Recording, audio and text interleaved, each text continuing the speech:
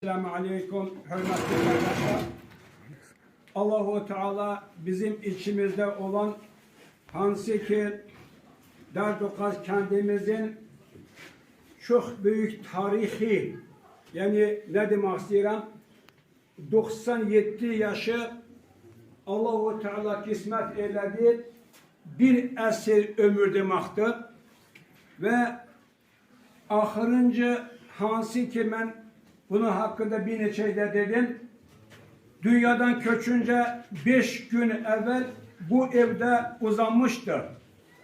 O vakti güzel serbest dolaşabilirdi. Ve onu ziyarete gittik. Gözyaşı töktü insan. Diyelim Ramazan beti bu boyda ağlamak ağrıları mı şiddetlidir ki sen gözyaşı bıraktın? Yok diyor. Ağrılar zaten diyor kefarettir diyor. 97 yaşım var diyor.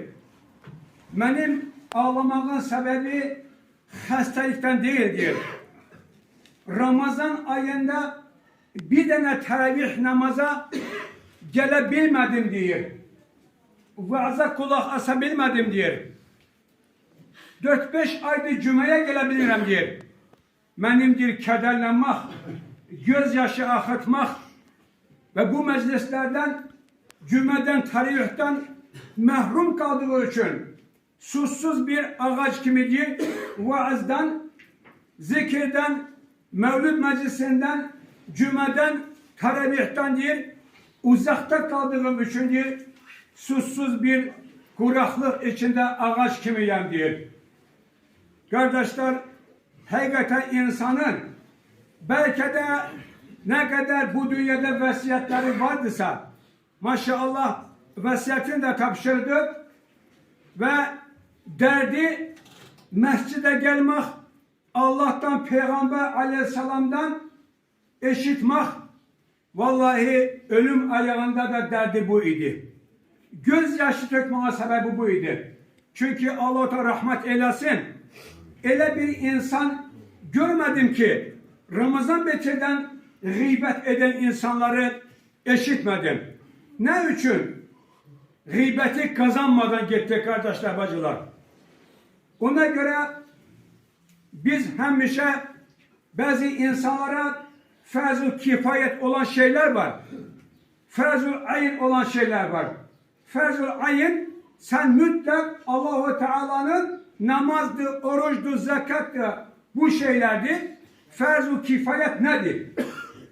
Birinci, insanın önünde, yakında olan insanlar bilmek lazım olan bazı şeyler var. İnsanın yanında Yasin okumak. Ne için? Bir yerde Kur'an ayeti okunursa diyor, Allah'ın rahmet melekleri oraya iner diyor.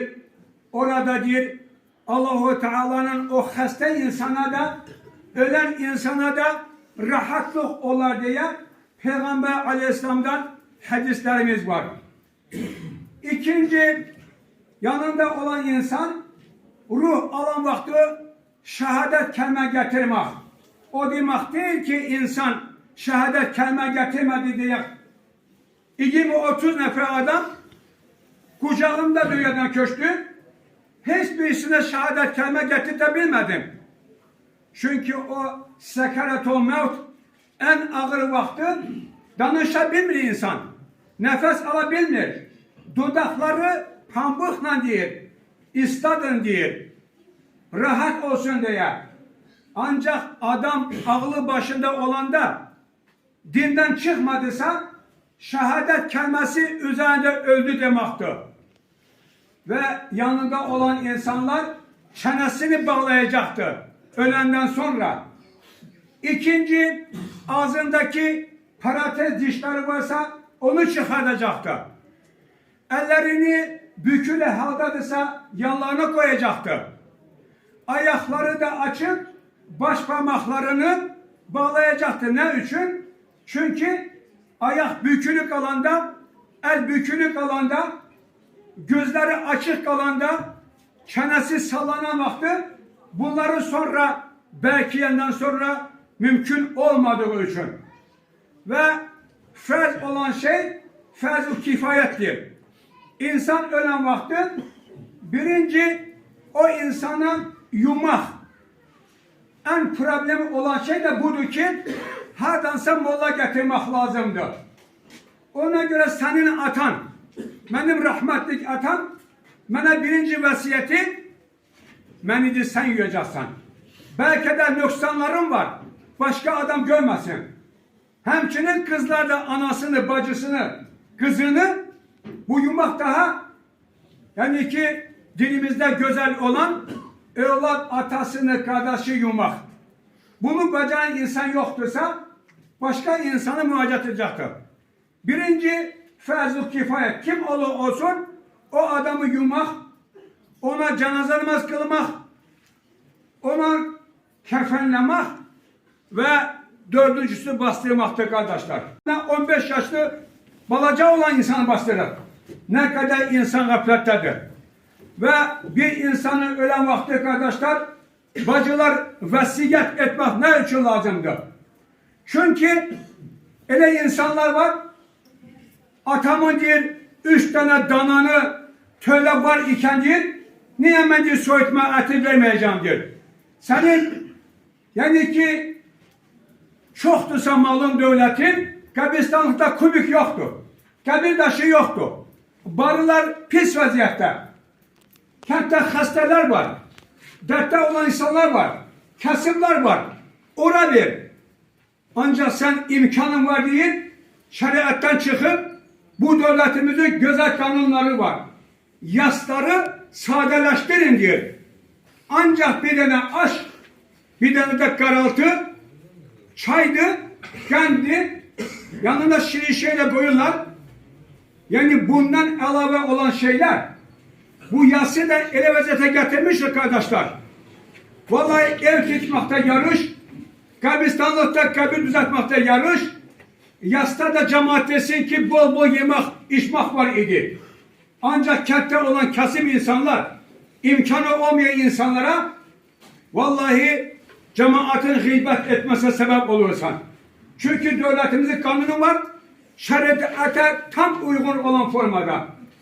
3 gün Peygamber Aleyhisselam'ın oğlusu Cafer İbn-i Talib şahit olmuştu. Ne dedi? 3 gündür orada tütsü çıkmasın. O aileye bile Kıraktaki komşu insanlar çörek yemek aparın diyor. Ona göre kardeşler, ele gelmen gördüm. Evinde uşakları atasının etrafına yığıp gözyaşında hayatta dana kesipler.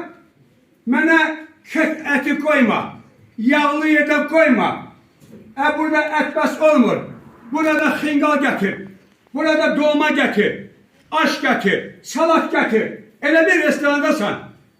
Yas kardeşler, yas merasimi ne vaziyeti getirmişler. Allah razı kalsın. Güzel evlatlar koyup gitti.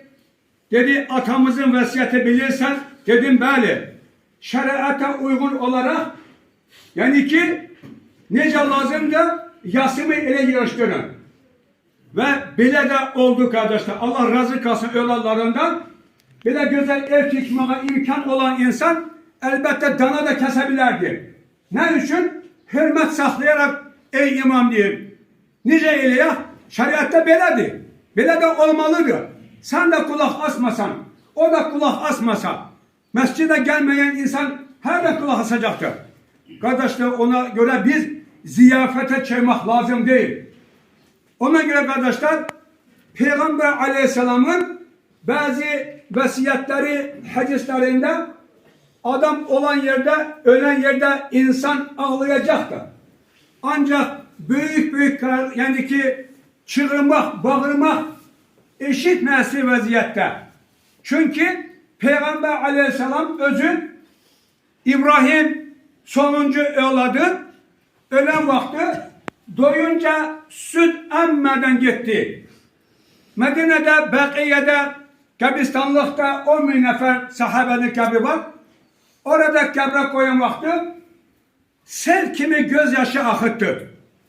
O vakti Ömer ashab radıyallahu anh diyor. Ya Resulullah diyor.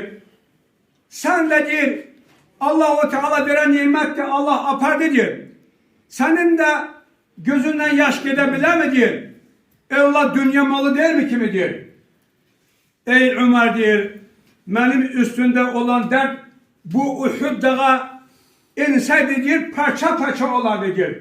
Ancak kalbin köreler, gözünden sel gibi yaş gidebilir.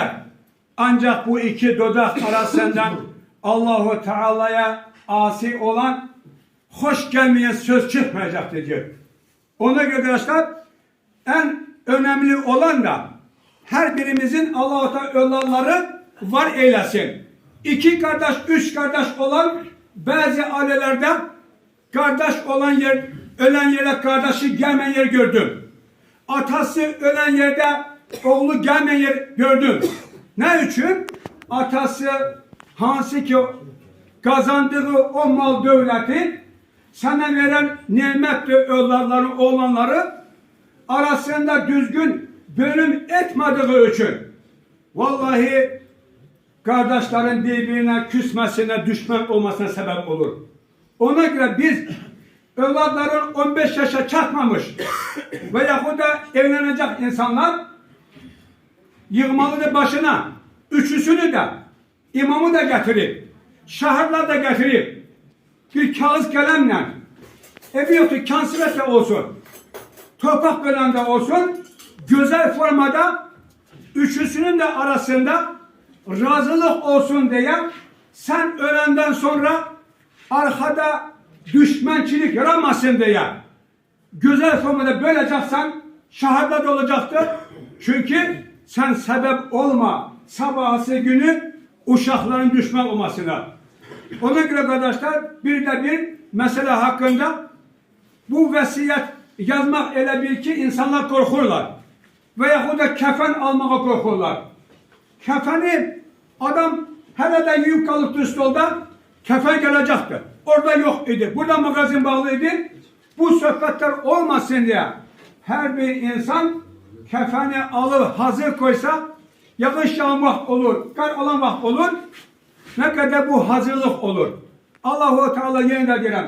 Bizim Ramazan Bey'ti çok güzel insan idi. Kendimizin sevimli, seçilen büyük bir şahsiyet idi. Allah-u Teala kabri nurla dolsun. Rahmet eylesin. Sağ taraftan kitap vermeyi, yaxşı emeller alma sebep eylesin. Onun ata, ana taraf, hayat yoldaşı, bacı kardeşleri, evlallah gelinen